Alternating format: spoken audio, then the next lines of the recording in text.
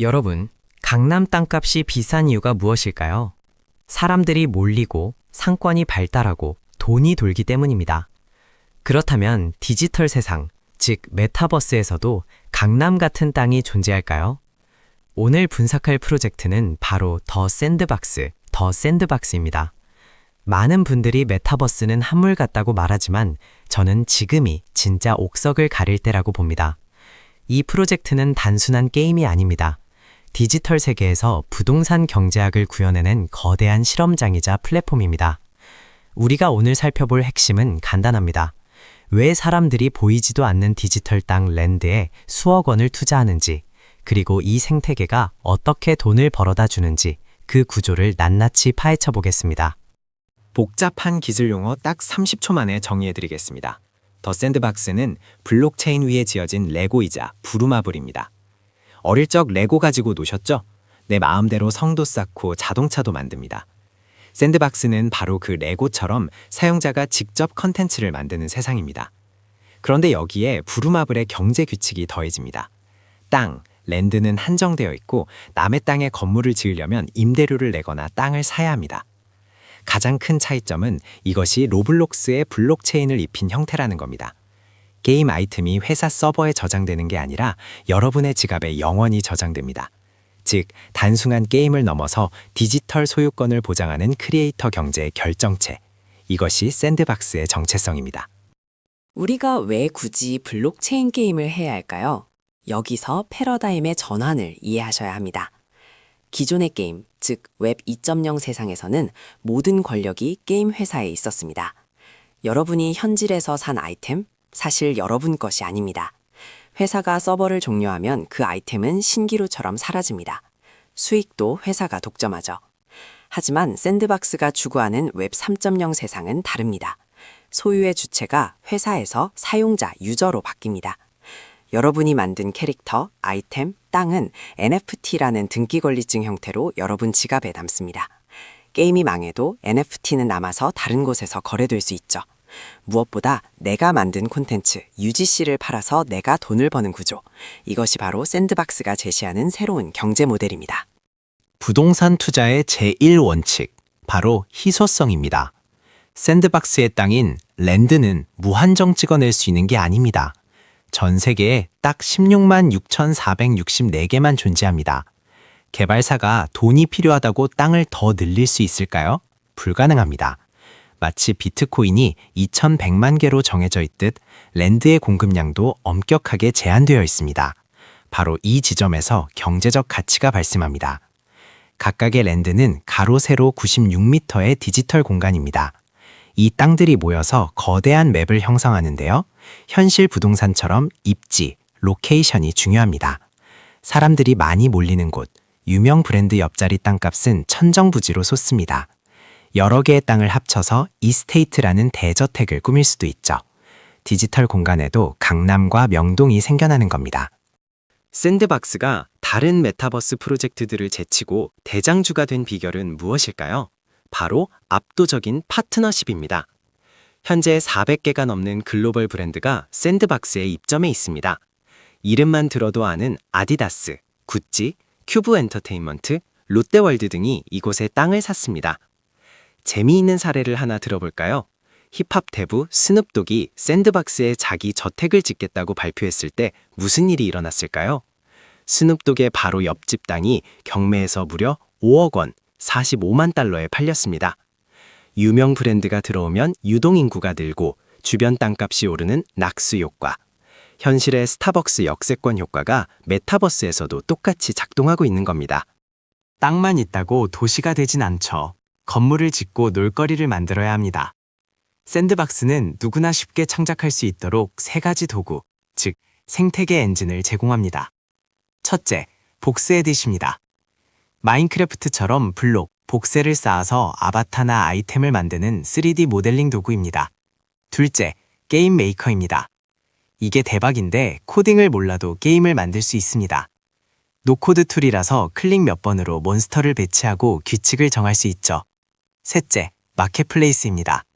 여러분이 복수 에딧으로 만든 아이템을 여기서 팔아 돈을 법니다. 창작이 곧 수익이 되는 시스템을 완벽하게 갖춰놓은 것입니다. 샌드박스 경제를 이해하려면 두 가지 토큰을 구분해야 합니다. 바로 화폐인 샌드와 자산인 랜드입니다. 샌드는 우리가 쓰는 현금, 달러와 같습니다. 게임 입장료를 내거나 아이템을 살 때 씁니다. 총 30억 개가 발행되는데 거버넌스 투표권 역할도 합니다. 반면 랜드는 부동산, 즉 자산입니다. 임대 수익을 얻거나 컨텐츠를 배포하는 기반이 되죠. 중요한 건 이 둘이 맞물려 돌아가는 가치 순환입니다. 마켓플레이스에서 거래가 일어날 때마다 5%의 수수료를 떼는데 이 돈이 회사가 꿀꺽하는 게 아니라 재단과 스테이킹 풀로 다시 분배됩니다. 생태계 참여자들에게 부가가 환원되는 구조. 이것이 지속 가능한 경제의 핵심입니다. 샌드박스가 어느 날 갑자기 툭 튀어나온 프로젝트가 아닙니다. 족보가 꽤 깊습니다. 원래는 2011년에 출시된 2D 모바일 게임이었습니다. 당시에도 무려 4천만 다운로드를 기록했던 인기 게임이었죠. 그러다 2018년 애니모카 브랜드에 인수되면서 블록체인 프로젝트로 과감한 전환, 피벗을 시도합니다. 이미 게임을 성공시켜본 경험이 있다는 건 엄청난 강정입니다. 2021년에는 손정희 회장의 소프트뱅크 비전 펀드에서 투자를 유치하며 메타버스 붐의 주역이 되었죠. 지금은 모바일 앱으로 확장을 준비하며 제2의 도약을 노리고 있습니다.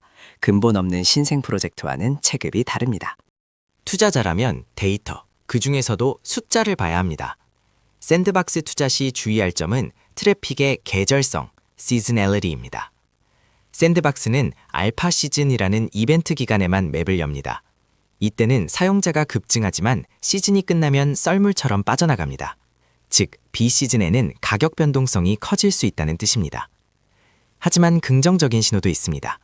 시가총액 대비 완전 희석 가치, FDV 비율이 약 0.89로 앞으로 풀릴 물량 부담이 크지 않습니다.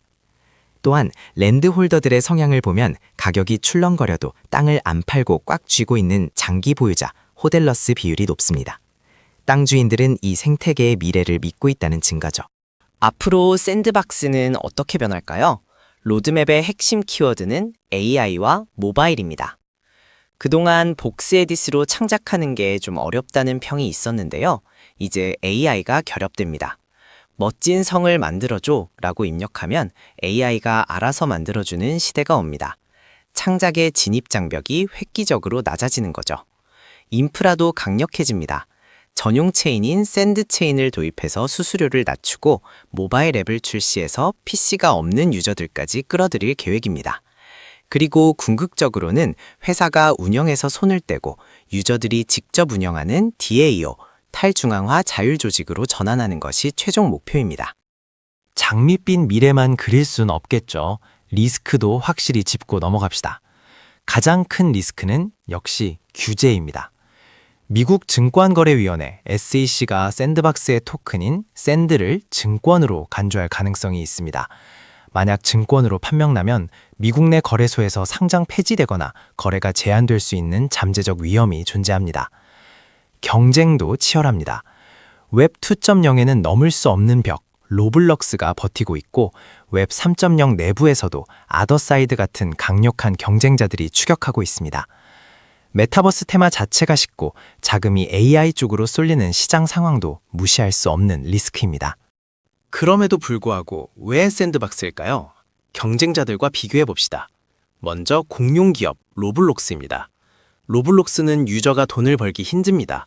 환전도 어렵고 수수료도 많이 떼가죠. 반면 샌드박스는 개방형 소유권입니다. 내가 만든 건 온전히 내 것이고 수익 배분율도 월등히 높습니다. 웹 3.0 경쟁자인 디센트럴랜드와 비교하면 어떨까요?